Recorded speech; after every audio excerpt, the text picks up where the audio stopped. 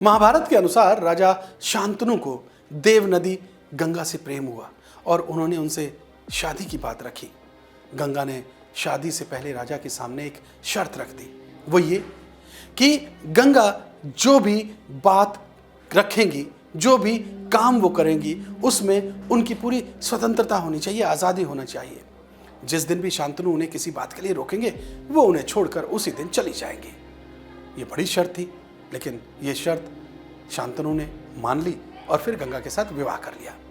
विवाह के बाद गंगा ने एक एक करके 6 पुत्रों को जन्म दिया, लेकिन हर बार वो जन्म लेते ही पुत्र को नदी में जाकर के बहा देती थी।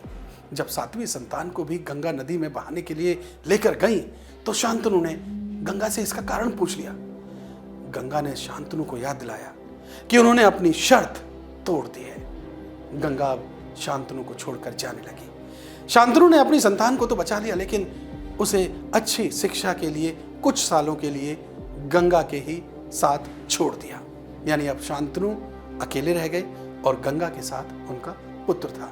उस पुत्र का नाम देवव्रत रखा गया।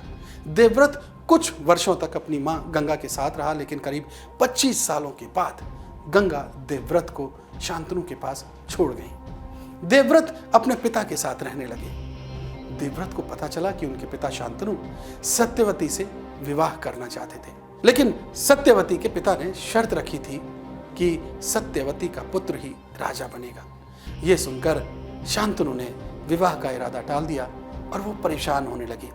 लेकिन जैसे ही ये बात देवव्रत को पता चली तो उन्होंने सत्यवती के पास जाकर यह वादा किया कि वो आजीवन विवाह नहीं करेंगे और दूसरी बड़ी बात, वो आजीवन कभी राजा नहीं बनेंगे। इस प्रतिज्ञा के बाद सत्यवती ने शांतनु से विवाह कर लिया और इस भीषण प्रतिज्ञा के लिए ही देवव्रत को भीष्म कहा गया, जिसका अर्थ है भयावह प्रतिज्ञा करने वाला।